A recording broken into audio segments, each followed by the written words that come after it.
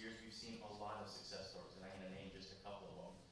One of them is the expansion of multimodal transit, the downtown limo that we have here, which is our bus rapid transit, the Juice Bike Share program, and of course the Sunrail commuter train that we've been able to enable over the last couple of years. We've been nationally recognized, especially just recently, for some of the robust urban agriculture and local food scene that's been growing within Central Florida. We've increased our waste diversion to new rates, increasing recycling not only within our single-family homes, but we're starting to divert organic food waste through a new program that was launched last year. We've started to convert hundreds of our fleet vehicles because of the good work of our team to hybrids, electrics, and compressed natural gas vehicles because we're trying to move to 100% alternative fuels by 2030.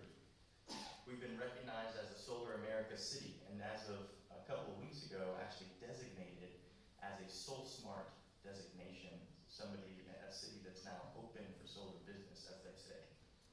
And we planted tens of thousands of trees to maintain a healthy urban forest and a livable, walkable community throughout our neighborhoods and boroughs. And that's just a few of our efforts, just to name, so you get a general understanding of what our city has been doing to lead the charge on this effort.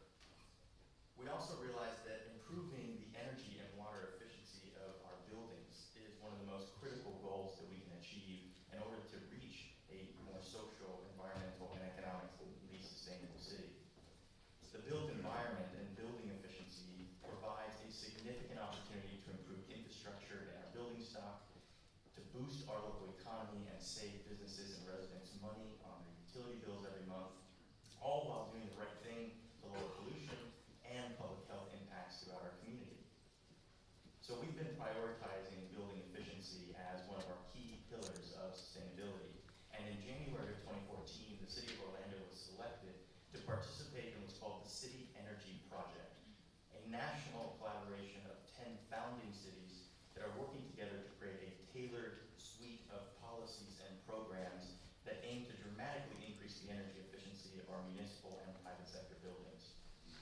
Since that time, our sustainability team and facilities team have been working in partnership with our business community to develop a plan that embraces a dynamic changes to real-time data, energy financing mechanisms to offset that cost, workforce development programs to train new operators and managers in operating these buildings properly, and many more. And as a government, we realize that it's critically important that we lead by example to not only lower the cost of services and utilize taxpayer dollars more efficiently, but also we see the role of helping to test new technologies and showcase these types of investments that the private sector can take on hold and replicate throughout our community to see the benefits scale. In 2015, we decided to really walk the walk, and we moved forward with a groundbreaking municipal energy efficiency project using over $17 million of a bond to modernize and retrofit over 50 buildings within our city, including the City Hall across the street, our Amway Arena, where we have Orlando Magic and the Solar Bears play, fire stations, community centers, other admin buildings, and more. And at the completion, later this year, of that project's rollout, the city will be saving up to $2.5 million per year in avoided energy costs that will help to pay not only the bond back, but nearly half of the cost of a new police headquarters that recently opened up late last year. So not only making green investments, but making smart investments. In April of 2016, it goes even further. Our City Council approved Property Assessed Clean Energy Financing Tools, or what we call PACE, to assist building owners and homeowners with offsetting the upfront costs to make improvements that would save money and lower people's environmental footprint. Now, in Orlando, more than $500 million of capital is available from agencies to help us improve the efficiency of the built environment and help not only the city do the right thing, but our residents and our businesses to do the right thing. And just 1 month ago, on December 5th, Orlando became the first city in Florida to pass a historic building energy and water efficiency strategy, an ordinance that will require the largest buildings, not only of our municipal, but also the private sector fleet, in the city to report annually their energy and water benchmarking information and make that available publicly to the real estate marketplace.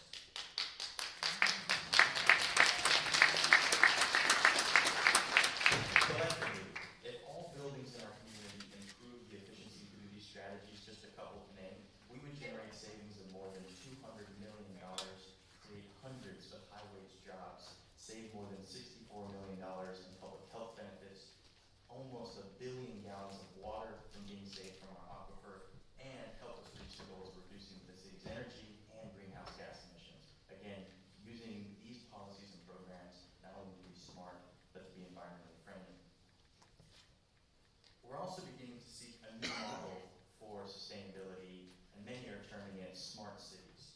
This concept of using technology and information systems to make our city more intelligent, more efficient, and more interconnected.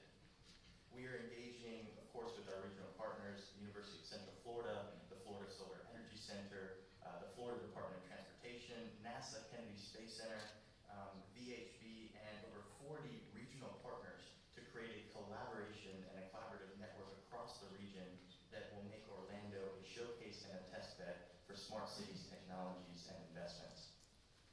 And in addition, in collaboration with UCF and recently the Florida Polytechnic University, we have joined what's called the White House Metro Lab Network to begin to collaborate on research, development, and deployment of new technologies like smart street lighting, like autonomous and connected vehicles, real-time parking apps, solar carports throughout our city, and much more.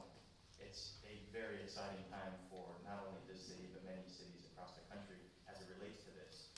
And as we push forward with these technologies, we will also be looking towards the implementation of a smart and sustainable investments like an all-electric bus transit in the downtown limo, and enhancing public safety through the use of real-time data and analytics that will continue to position Orlando as an innovative city in the 21st century. So, investing in these sustainable solutions that appropriately address our climate change, growing population, and diminishing natural resources is key to generating our continued quality of life. We need solutions that make cities smarter, our communities safer, and built environment more efficient. And that's what City of Orlando's priority has been. This symposium is one example of how Orlando is working to engage thought leadership discussions to explore what intelligent solutions really are. And over the course of the next couple of hours, we're going to hear from how businesses and governments are leveraging sustainable decision-making, not only to benefit the environment, but also benefit the community and the respective bottom lines of our businesses.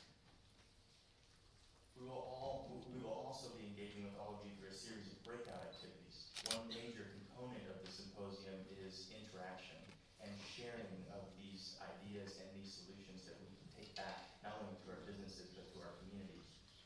So we hope to, we're grateful that you've joined us here today. We look forward to hearing from the creative input about how we as individuals, professionals, and elected officials can work together to make sustainability to the next level. Thank you again for taking the time out of your busy schedule to this important symposium. And thank you to our panelists and speakers for sharing your insights and expertise. We look forward to today's event, and thank you so much.